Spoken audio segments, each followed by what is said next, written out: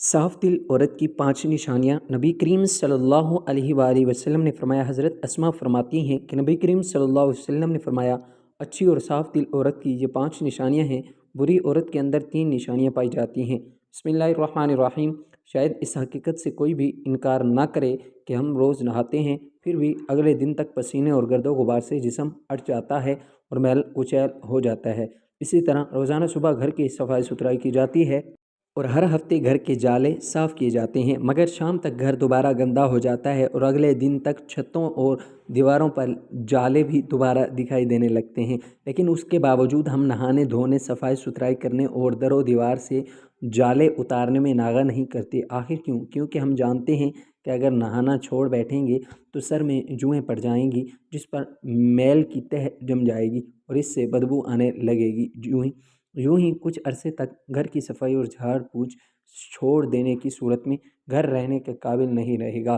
لہٰذا ہم جسم، لباس اور گھریلو صفائی کو اہمیت دیتے ہیں اور دینی بھی چاہیے، مگر ایک اہم چیز ایسی بھی ہے جس کی صفائی کی طرف عام طور پر توجہ نہیں دی جاتی، اور وہ ہے دل۔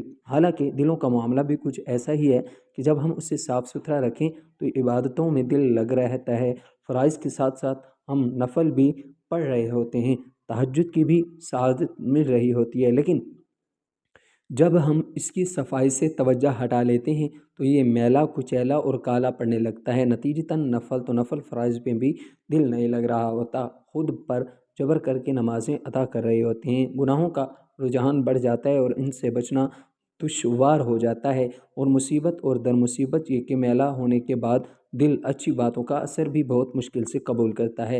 لہٰذا دیگر چیزوں کی صفائی کے علاوہ اپنے دل کی صفائی اور پاکیزگی کا بھی خیال رکھنا چاہیے۔ آئیے دیکھتے ہیں کہ دل میلا کیسے ہوتا ہے اور اس کی صفائی کے لیے کیا اہتمام کرنا چاہیے۔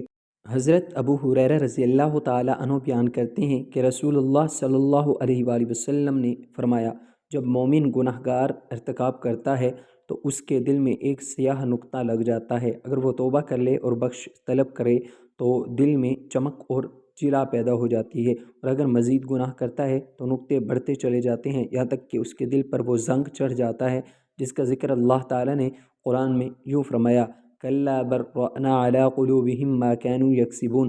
ترجمہ کنز العرفان۔ ایسا ہرگز نہیں ہے بلکہ ان کے کمائے ہوئے اعمال نے ان کے دلوں پر زنگ چڑھا دیا ہے۔